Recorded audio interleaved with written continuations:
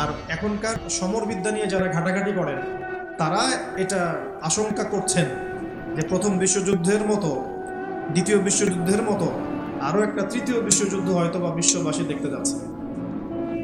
হয়তোবা, আল্লাহ ভালো জানেন, আমরা তো গ্যারান্টি দিয়ে বলতে পারবো না, কিন্তু পরিস্থিতি ওইরকমই মনে হচ্ছে। তবে এতটুকু জেনে রাখেন, হাদিসের মধ্যে মালহামা নামে একটা শব্দ আছে। কি শব্দ? নবীজি বলেছেন ইউফ্রেটিস নদী, মানে ফোরাত নদী। ইউফ্রেটিস কোন নদী? এই ফোরাত নদী অচিরেই তার ভূগর্ভস্থ সোনার পাহাড় বের করে দিবে।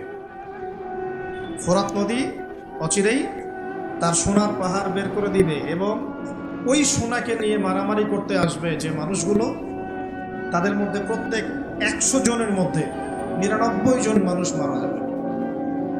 আর একজন ব্যক্তি যে বেঁচে থাকবে সে ধারণা করবে আমি সেই ব্যক্তি যে সোনাটা পাবো।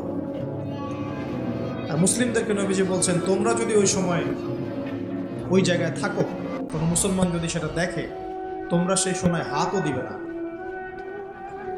আরেকটা হাদিস এসেছে যে অচিরেই রোমকরা, পশ্চিমারা আরবদের সাথে চুক্তি ভঙ্গ করবে এবং 80টা পতাকা নিয়ে তাদের বিরুদ্ধে যুদ্ধে নেমে যাবে। কয়টা পতাকা? 80টা। এবং প্রত্যেক পতাকার নিচে থাকবে 12,000 করে সৈন্য। কত হাজার?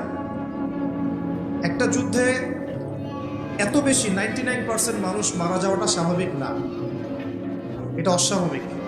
ঢাল তলোয়ার AK-47 যুদ্ধে এমনটা হবে না বা হয় না।